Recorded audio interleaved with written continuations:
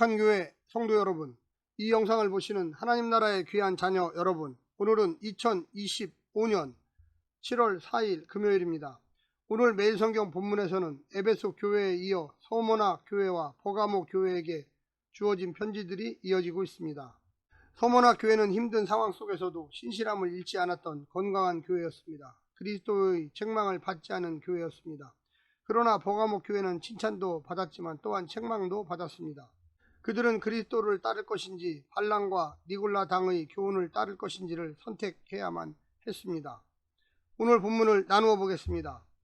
요한계시록 2장 8절부터 11절, 서머나 교회에 보내는 편지, 수신자와 그리스도의 모습, 칭찬, 격려, 경고와 약속, 12절부터 17절, 버가모 교회에 보내는 메시지, 수신자와 그리스도의 모습, 칭찬, 책망, 회개와 약속. 오늘 본문 요한계시록 2장 8절부터 17절 말씀을 듣고 다시 오겠습니다. 서머나 교회의 사자에게 편지하라. 처음이며 마지막이요 죽었다가 살아나시니가 이르시되 내가 내 환난과 궁핍을 알거니와 실상은 내가 부요한 자니라. 자칭 유대인이라 하는 자들의 비방도 알거니와 실상은 유대인이 아니요 사탄의 회당이라.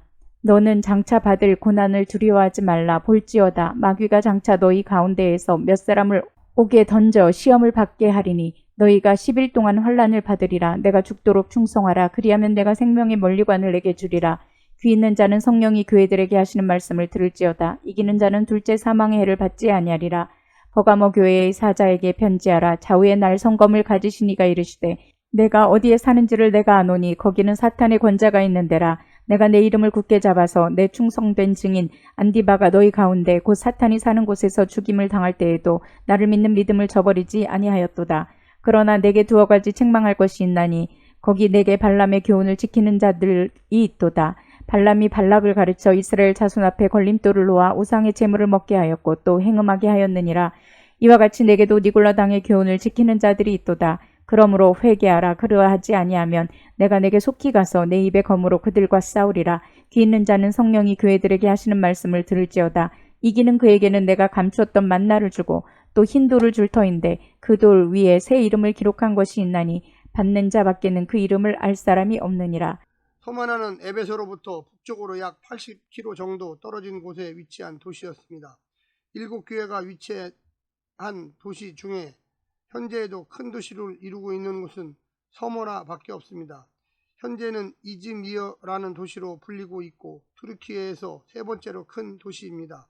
지형적인 조건 때문에 서머나는 역사적으로 거의 모든 정치, 군사 세력들이 꼭 점령해야 하는 도시로 유명했습니다. 많은 전쟁과 파괴가 반복되었는데 주전 6세기에 완전히 파괴되었다가 3세기에 다시 지어졌습니다. 알렉산더 대왕에 의해 주전 290년에 복원되었습니다.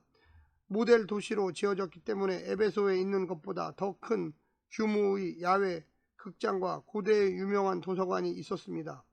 서머나는 아시아 꽃이라고 불리기도 했고 아시아의 왕관이라는 칭호를 받은 적도 있습니다. 오늘 본문을 세 부분으로 나누어 자세히 설명드리겠습니다. 첫 번째, 교회의 영광을 드러내는 고난. 서머나 교회는 가난하고 핍박받는 공동체였지만 주님은 그들을 실상은 부유한 자라고 평가하십니다. 교회의 진정한 가치는 외형적인 안정이나 세상적인 명성에 있지 않습니다.